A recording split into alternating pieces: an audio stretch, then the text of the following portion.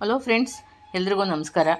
ಇವತ್ತು ಬೆಳಗಿನ breakfast ghee rice ಮತ್ತು ಬೇಳೆ ದಾಲು ಅದನ್ನು ಬ್ರೇಕ್ಫಾಸ್ಟ್ ಮಾಡ್ತಾಯಿದ್ದೀನಿ. ಈ ಸಮನಿಗಿದೆ ವೀಡಿಯೋ ನಾನೆಲ್ಲ ತೋರಿಸಿದ್ದೀನಿ ಡೀಟೇಲ್ಸಾಗಿ. ಹಾಗಾಗಿ ನಾನಿವತ್ತು ಕೆಲಸ ಮಾಡ್ತಾ ಒಂದು 10 ನಿಮಿಷ ನಾವು ಜನರಲ್ಲಾಗಿ ಯಾಕೆ ಮಾತಾಡಬಾರ್ದು ಅಂತ ನನಗನ್ನಿಸ್ತು. ಹಾಗಾಗಿ ನಾನು ಮಾತಾಡ್ತಾ ಹೋಗ್ತೀನಿ.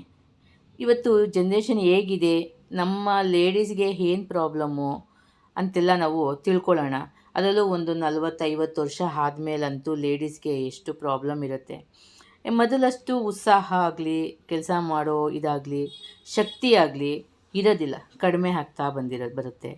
ಆದರೆ ಏನಾಗುತ್ತೆ, ಮನೆಯಲ್ಲಿ ಮೊದಲ ಥರನೇ ಮಾಡ್ತಾ ಹೋಗಬೇಕು ಅನ್ನೋ ಅಭಿಪ್ರಾಯಗಳಿರುತ್ತೆ ಮನೆಗಳಲ್ಲಿ. ಮೊದಲೆಲ್ಲ ಒಂದು ಹೆಣ್ಣು ಒಂದು ಮದುವೆಯಾಗಿ ಬಂದರೆ ಗಂಡ ಮತ್ತು ಅತ್ತೆ ಮಾವ ಆಮೇಲೆ ಮಕ್ಕಳು ಇವರನ್ನೆಲ್ಲ ನೋಡ್ಕೊಳ್ಳೋಂಥ ಜವಾಬ್ದಾರಿ ಹೆಣ್ಣಿಗೆ ಇರುತ್ತೆ. ಹೆಣ್ಣು ಮಾಡಲೇಬೇಕು ಅನ್ನೋ ಥರ ಇರುತ್ತೆ. ಎಷ್ಟೇ ಕಾಲ ಮುಂದುವರಿಲಿ, ಏನೇ ಆಗಲಿ, ಏನೇ ಚೇಂಜಸ್ ಆಗಲಿ, ಇವತ್ತು ಹೆಣ್ಮಕ್ಳಿಗೆ ಸ್ವತಂತ್ರ ಕೊಟ್ಟಿದ್ದೀವಿ ಅಂತ ಅಂತಾರೆ. ಆದರೆ ಅದು ಎಷ್ಟರ ಮಟ್ಟಿಗೆ ಸ್ವತಂತ್ರ ಇದೆ ಅನ್ನೋದು ನಂಗೆ ಅರ್ಥ ಆಗ್ತಾ ಇಲ್ಲ. ಇವತ್ತು ಹೊರ್ಗಡೆ ಏನಾಗುತ್ತೆ, ಇವತ್ತು ಹೆಣ್ಮಕ್ಳು ಕೆಲ್ಸಕ್ಕೆ ಹೋಗ್ತಾ ಇದ್ದಾರೆ, ರಿಯಲಿ ಓಕೆ. ಆದರೆ ಆದರೂ ಕೂಡ ಆ ಮನೆಯಲ್ಲಿ ಹೇಗಿರುತ್ತೆ, ಒಂದು 40-50 ವರ್ಷ ಆಗಿರೋರ ಸ್ಥಿತಿ ಹೇಗಿದೆ ಅನ್ನೋದನ್ನು ಒಂದ್ಸಲ ಯೋಚನೆ ಮಾಡೋಣ ನಾವು. ಈಗ ಹೆಣ್ಮಕ್ಳು ಇವತ್ತು ಸೊಸೆಯಾಗಿ ಬಂದ್ರೂ ಅಷ್ಟೇ, ಅಥವಾ ನಮ್ಮ ಹೆಣ್ಮಕ್ಳಾದರೂ ಅಷ್ಟೇ, ಎಲ್ಲ ಕೆಲಸಕ್ಕೆ ಓದ್ತಾರೆ, ಕೆಲಸಕ್ಕೆ ಕೊಟ್ಟೋಗ್ತಾರೆ. ಮನೇಲಿ ಅಮ್ಮನ ಕಷ್ಟ ಏನು ಅನ್ನೋದನ್ನು ಯಾರೂ ಯೋಚನೆ ಮಾಡಲ್ಲ. ಬೆಳಗ್ಗೆ 4 ಗಂಟೆ 5 ಗಂಟೆಗೆ ಅವಳ ಲೈಫು ಅಂದರೆ ಬೆಳಗಿನ ಜರ್ನಿ ಅವಳು ಶುರುವಾದರೆ ರಾತ್ರಿ 10-11 ಗಂಟೆ ತನಕನೂ ಅವಳು ಕೆಲಸ ಮಾಡ್ತಾನೇ ಇರ್ತಾಳೆ. ಆದರೆ ಅದು ಯಾರಿಗೂ ಲೆಕ್ಕ ಬರಲ್ಲ. ಈಗ ಇವ್ರು ಬೆಳಗ್ಗೆ 8 ಅವರ್ಸ್ ನಾವು ಕೆಲಸ ಮಾಡ್ಕೊಂಡು ಬಂದು ಸುಸ್ತಾಗ್ತೀವಿ ಅಂತ ಹೇಳ್ತವೆ ಇವತ್ತು ಹೆಣ್ಮಕ್ಳು ಕೂಡ. ಆದರೆ ಒಬ್ಬ ತಾಯಿ ಮನೇಲಿ ನಮಗಾಗಿ ಏನು ಮಾಡ್ತಿರ್ತಾಳೆ ಅಂತ ಯಾವ ಮಕ್ಕಳು, ಹೆಣ್ಮಕ್ಳಾಗಲಿ ಸೊಸೆದಿರಾಗಲಿ ಯೋಚನೆ ಮಾಡೋದಿಲ್ಲ.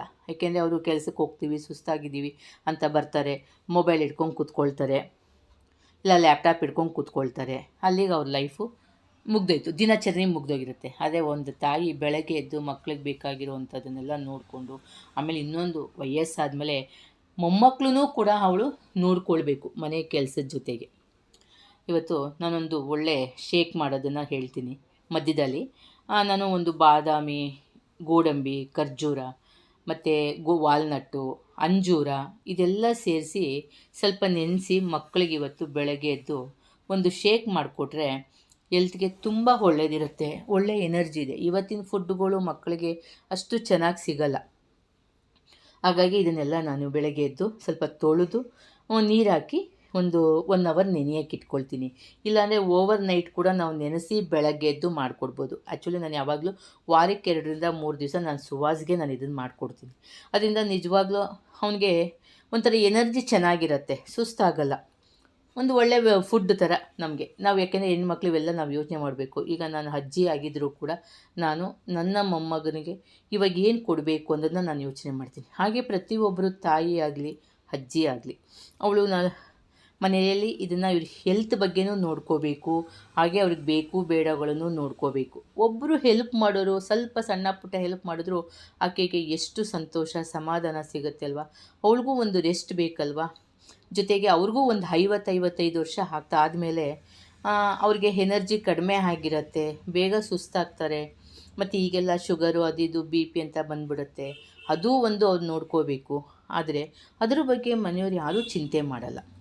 ಎಲ್ಲೋ ಒಬ್ಬರು ಕೆಲಸದವ್ರನ್ನ ಇಟ್ಕೋಬೋದು ಅಷ್ಟೇ, ಅನುಕೂಲ ಚೆನ್ನಾಗಿದ್ದರೆ. ಇಲ್ಲ ಅಂದರೆ ಬೆಳಗ್ಗೆ ಅವ್ರು ಬ್ರೇಕ್ಫಾಸ್ಟು ತಿಂಡಿ ಎಲ್ಲ ಮಾಡಿ ಕಳಿಸಿ ಮತ್ತೆ ಮನೇಲಿ ಒರೆಸು ಗುಡಿಸು ಬಟ್ಟೆ ಒಗಿ, ವಾಷಿಂಗ್ ಮಿಷಿನೇ ಇರ್ಬೋದು, ಆದರೆ ಅದಕ್ಕೆ ಹಾಕಬೇಕು, ತೊಗೊಂಡೋಗಿ ಒಣಗಾಕಬೇಕು ಅಲ್ವಾ. ಆ ಕೆಲಸಗಳೂ ಮಾಡ್ಕೋಬೇಕು. ಇವತ್ತು ಮಕ್ಳದು ಒಂದು ಫಂಕ್ಷನ್ ಬಂತ, ಯಾರ ಗೆಸ್ಟ್ ಬಂದ್ರ, ಹಾಗೆ ಅವರೊಂದು ಆ್ಯನಿವರ್ಸರಿನ, ಒಂದು ಬರ್ತಡೇನ, ಈಗ ವಿಶೇಷವಾಗಿ ಏನಾದರೂ ಮಾಡಿಕೊಡ್ಬೇಕು, ಒಂದು ಸ್ವೀಟ್ ಮಾಡಿಕೊಡ್ಬೇಕು. ಒಟ್ಟಿನಲ್ಲಿ ನಾವು ಒಂದಲ್ಲ ಒಂದು ಕೆಲಸ ರಾತ್ರಿ 11 ಗಂಟೆ ತನಕ ಮಾಡ್ತಾನೇ ಇರ್ತೀವಿ. ಆದರೆ ಯಾರಿಗೂ ಅನಿಸಲ್ಲ. ಆಕೆಗೂ ಒಂದು ವಯಸ್ಸಾಗಿದೆ, ಅವಳಿಗೂ ಸ್ವಲ್ಪ ಎನರ್ಜಿ ಕಡಿಮೆ ಆಗ್ತಿದೆ, ನಾವು ಮಕ್ಕಳಾದವ್ರು ಸ್ವಲ್ಪ ರೆಸ್ಟ್ ಕೊಡಬೇಕು ಅಂತ ಅವ್ರಿಗೆ ಅನಿಸೋದೇ ಇಲ್ಲ. ಅವ್ರು ಏನಪ್ಪ ಅಂದರೆ 25 ವರ್ಷದಲ್ಲಿ ಹೇಗೆ ಮಾಡಿತ್ತೋ ಹೇಗೆ ನಡೀತಿತ್ತೋ 50 ವರ್ಷದಲ್ಲೂ ಹಾಗೇ ನಡೀಬೇಕು ಅಂತ ಅಂದ್ಕೊತಾರೆ.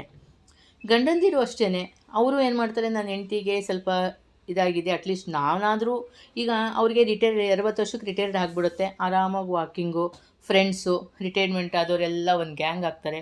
ಬೆಳಗ್ಗೆ ಎಲ್ಲ ಹೋಗಿ ವಾಕು, ಹಂಗೆ ಕಾಫಿ ಕುಡಿಯೋದು, ಒಬ್ರಿಗೊಬ್ರು ಹರಟೆ ಹೊಡಿಯೋದು, ಟೈಮ್ ಪಾಸ್ ಮಾಡಿಬಿಟ್ಟು 8 ಗಂಟೆಗೋ 9 ಗಂಟೆಗೋ ಮನೆಗೆ ಬರ್ತಾರೆ.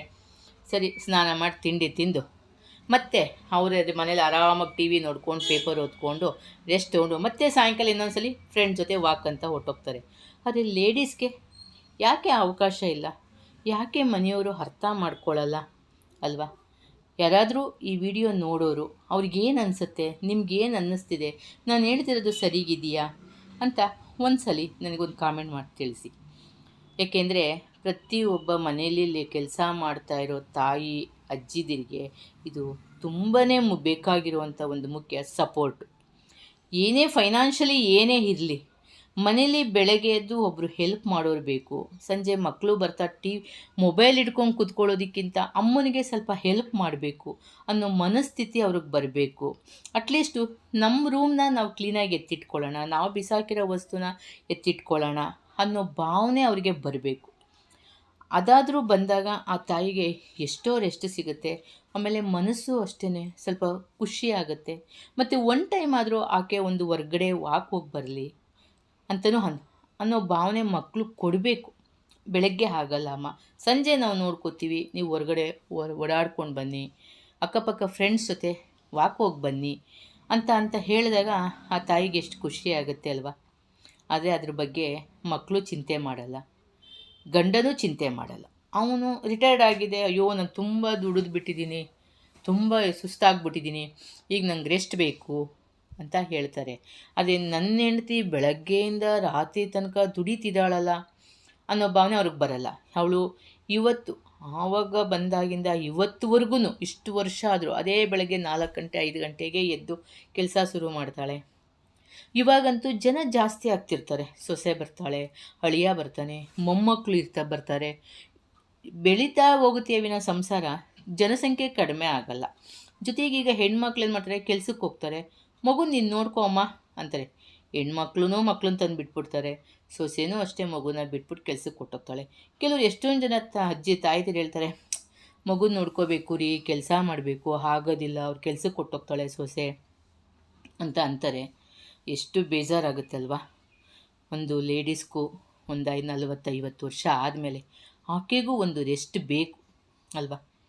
ಹಾಗೆ ನಾನು ಅಡುಗೆ ಮಧ್ಯಾಹ್ನ ಸಾಂಬಾರು ಮಾಡಿಬಿಟ್ಟೆ ಮಾತಾಡ್ತಾ ಬೆಂಡೆಕಾಯಿ ಸಾರು. ಈಗ ಅವನು ಕಾಲೇಜಿಗೆ ಹೊರಟಿದ್ದಾನೆ, ಅದಕ್ಕೆ ಅಷ್ಟೊತ್ತಿಗೆ ಅವನಿಗೆ ಬ್ರೇಕ್ಫಾಸ್ಟ್ ಆಯಿತು. ಜೊತೆಗೆ ಅವನಿಗೊಂದು ಶೇಕ್ ಮಾಡಿ ಕೊಟ್ಬಿಡೋಣ ಅಂಥೇಳಿ. ಯಾಕೆಂದರೆ ಇದನ್ನು ನಮಗೆ 1-2 ಬಾಳೆಹಣ್ಣು, 1 ಗ್ಲಾಸ್ ನೀರು, ಒಂದು ಗ್ಲಾಸ್ ಹಾಲು, ಒಂದು ಅರ್ಧ ಗ್ಲಾಸ್ ನೀರು ಹಾಕ್ಕೊಂಡ್ರೆ ಸಾಕು.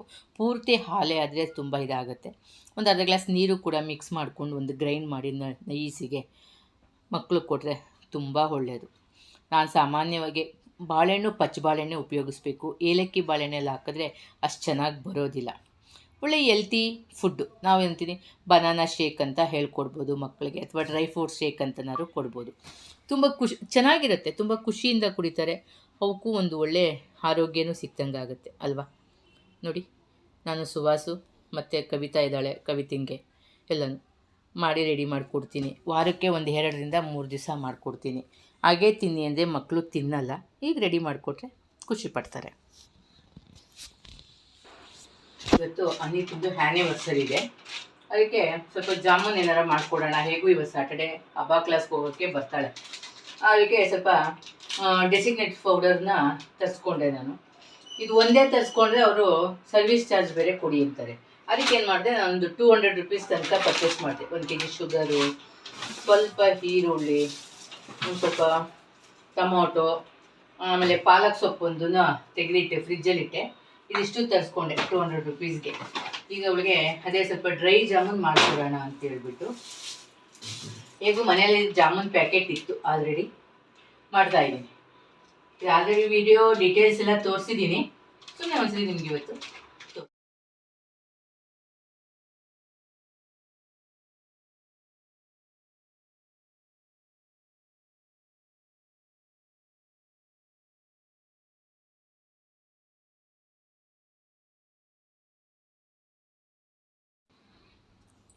ಹಾಗೆ ಮಗಳದ್ದು ಆ್ಯನಿವರ್ಸರಿ ಇತ್ತು ಅಂತೇಳಿ ಜಾಮೂನ್ ಮಾಡಿಕೊಡೋಣ ಅಂತ ಮಾಡಿಕೊಡ್ತಾಯಿದ್ದೆ. ಫ್ರೆಂಡ್, ನನ್ನ ವಿಡಿಯೋ ನೋಡಿ ನಿಮ್ಗೇನು ಅನಿಸುತ್ತೆ, ಈಗ ನಾನು ಮಾತಾಡಿದ್ದು ಎಷ್ಟು ಸರಿ ಇತ್ತು ಅನ್ನೋದನ್ನು ನೀವು ಒಂದು ಕಾಮೆಂಟ್ ಮೂಲಕ ತಿಳಿಸಿ. ಹಾಗೆ ಸಬ್ಸ್ಕ್ರೈಬ್ ಮಾಡ್ಕೊಳ್ಳಿ. ದಯವಿಟ್ಟು ವಿಡಿಯೋ ನೋಡೋರು ಸಬ್ಸ್ಕ್ರೈಬ್ ಮಾಡ್ಕೊಂಡು ನೋಡಿ, ನನಗೂ ಒಂದು ಹೆಲ್ಪ್ ಆಗುತ್ತೆ. ಹಾಗೆ ನಿಮ್ಮ ಅನಿಸಿಕೆನ ಕಾಮೆಂಟ್ ಮೂಲಕ ತಿಳಿಸಿ.